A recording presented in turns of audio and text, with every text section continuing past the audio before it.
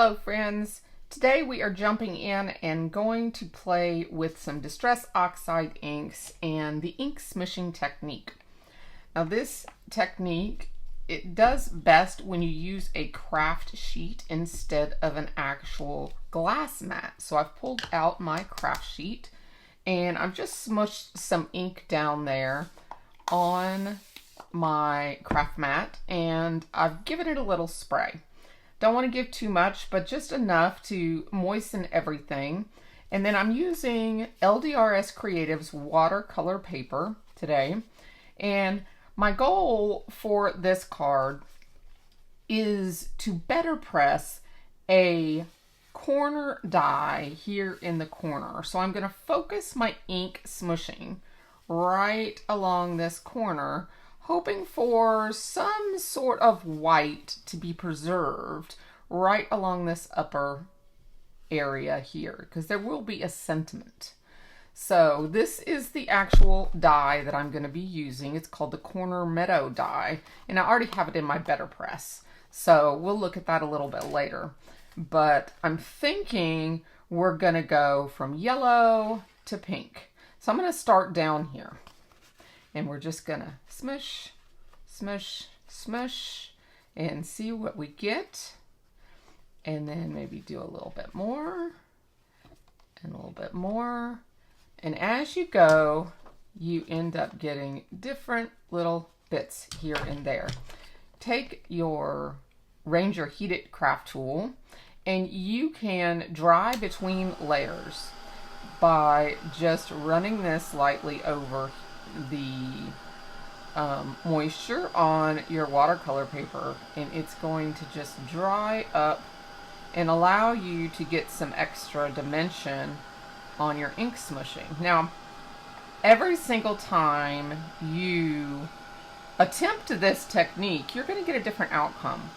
Every single card will be different, so don't expect mine to look like yours, and don't expect yours to look like anybody else's. If you're visiting here for the first time, I want to introduce myself. I am Melanie with melaniesmithstamps, and I appreciate you coming to see me today. Let's see here. It doesn't have to be completely dry, but it will build on each other as we go. So I'm going to just dip a little bit more. And when you have these little dots here, you can just go in and kind of get some of those little spots, like right here. You see the little spots? So if you want some extra texture, you can do that. I got a bunch right there as well. So if that's a look that you like, you can go after those. And that's the reason I'm using a craft mat over a glass mat. When you smush down your ink on a glass mat and spray it, it pools. So the ink just pools all together. And you'll end up getting more of just this look. So if you want more texture, using a craft mat is best. So I'm liking the way that's looking. It's looking a little more intense than this. So I'm going to go ahead, I think, and leave that there. Just dry this a little bit. So tell me down in the comments, do you love Distress Oxide inks? Is it something that you enjoy playing with? Do you like to make backgrounds with Distress Oxide inks? I'd love to hear your comments, your favorite techniques. I'd love to hear all about what you like to do with Distress Oxides. So leave me a little love down in the comments and tell me what you think. Give me your thoughts about the product, because I'm still scratching the surface on it. I think I want a little bit more right there in the middle. Oh, I'm getting like cotton candy looking. Now I'm going to be inking the background plate when we BetterPress this in the LDRS Creative Hybrid inks. So I have a hybrid ink picked out for on top of this, which I think is going to be beautiful. Let me grab my microfiber cloth. I treated myself to new microfiber cloths from Simon Says Stamps. I did not know they carried them, and they had them on sale during their recent 50% off sale, and I grabbed me a few. I thought, how sweet to have those in the craft room. So I treated myself to a few. I love it when they have 50% sales. So I'm going to do the same thing. Let's squish down some ink. And we will play with some picked raspberry. Look at all those bubbles. All right, so now I'm going to try to focus for this area. See what we get. Oh, we got one big puddle. And that's okay. I'll let it drip down a little bit to get it where I want it to go. There we go. Oh, I like those little bubbles that we just got there. Look at this cute one up here on the top too. If you have some paper towels, you can soak up that along or let it drip off. I would rather it dry somewhat.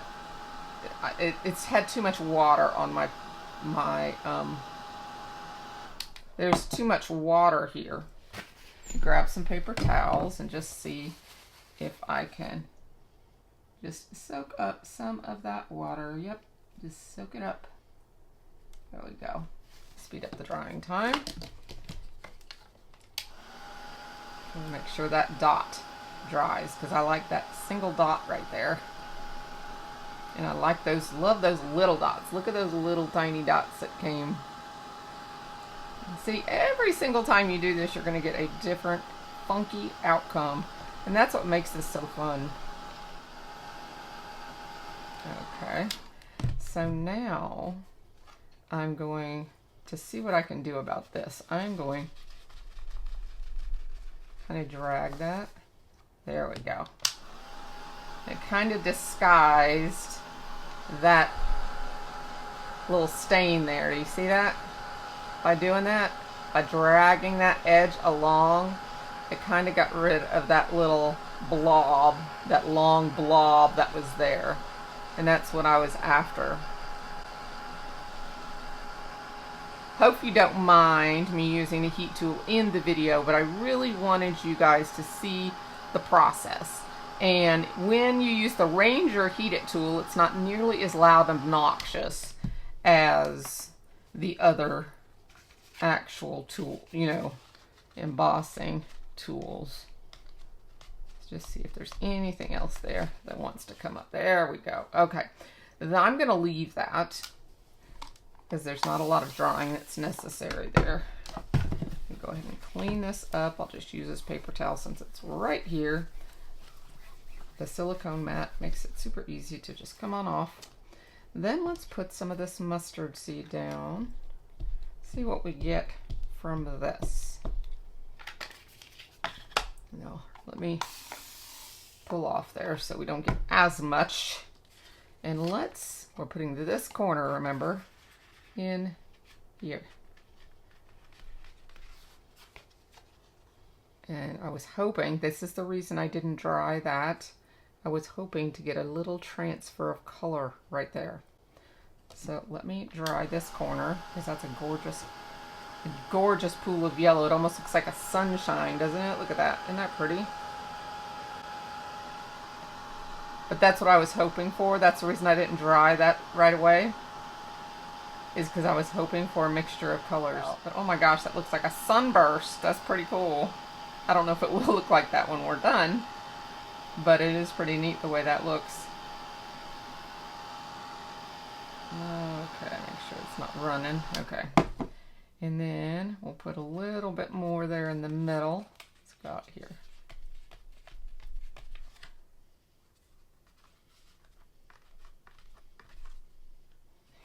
Wow. That orange transfer is what I was hoping for. I think I want a little bit more right in that middle area. And then we will be done. See if I can get it right in that middle area. Let's see. Done my paper.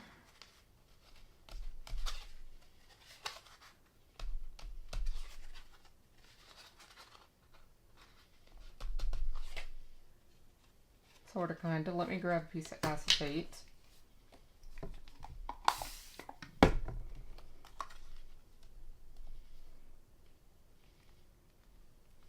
This can kind of guide where you want your color to go by using a piece of acetate. Actually, my colors have mixed there on my craft sheet. They've actually turned orange on the craft sheet itself. So I can just kind of transfer it there, and I think that looks pretty good. A couple little transfers of dots and stuff coming down into the other color. Now the only thing I think is it does get kind of light down here, but that's okay. We're going to go with a medium color ink to actually BetterPress with.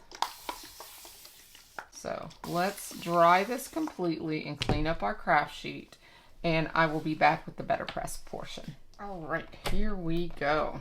Now, I have gotten my press plate in my BetterPress system. I'm going to tape down our gorgeous panel here. And I'm going to do all 4 corners because the watercolor paper, anytime you get paper wet, it kind of ripples on you.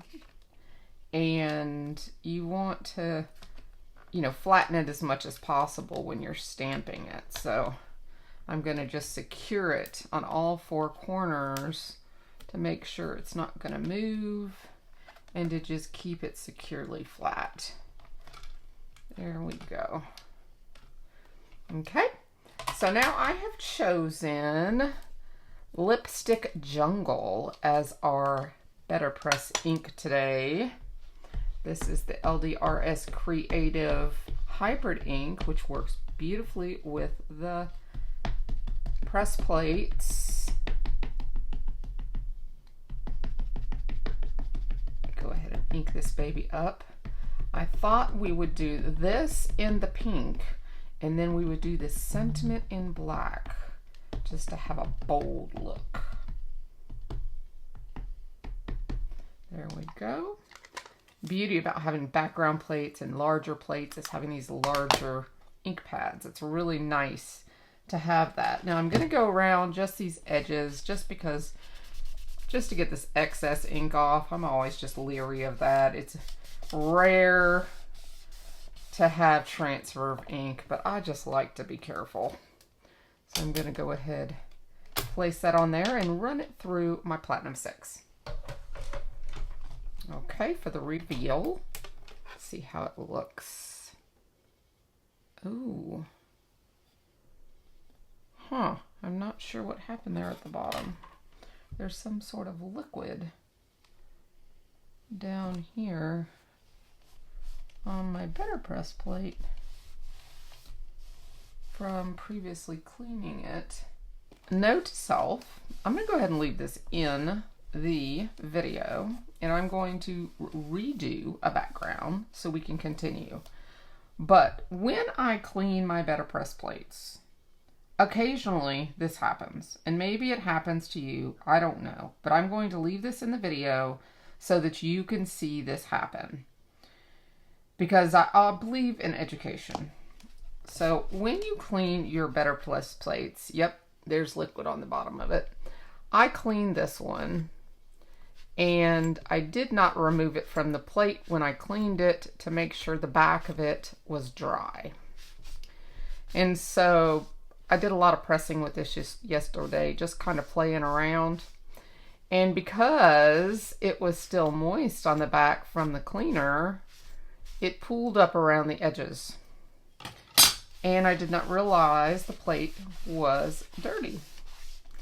So, since it was moist, when I went through and transferred, the moisture from the cleaner got on my press plate. So, I'm going to go do another background real quick, and then I will have the finished card to show you. Okay, here I am back with a new pressed plate. It is quite similar without the boo-boo on the bottom. So I got it close. It's never going to be the same, but it is what it is. So I hope that was helpful that I left it in. You know I like to keep it real. Mistakes happen, and they happen, unfortunately, on film. So let's now do the sentiment. So let's just keep on going. So I'm going to tuck this sentiment right in this little nook right here. And then I'm going to remove the press plate. And I will sit that over there and just put some extreme clean on that so it can be marinating. Because I like to do that just to make sure my press plate comes clean. I'll clean it in just a minute after I finish the video. And I will use my Raven black ink for this.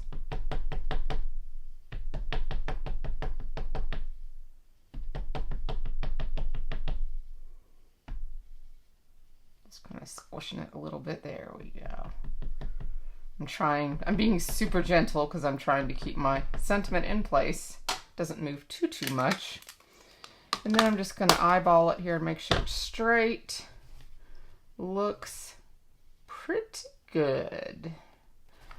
I'm going to rub that tiny bit of black off just because we don't need a black mark right now after all of that, right? Looks good. And again, that's the Raven Hybrid ink from LDRS. And remember, I do have that coupon code for anyone that purchases from the LDRS store using my coupon code does get 15% off anytime they shop.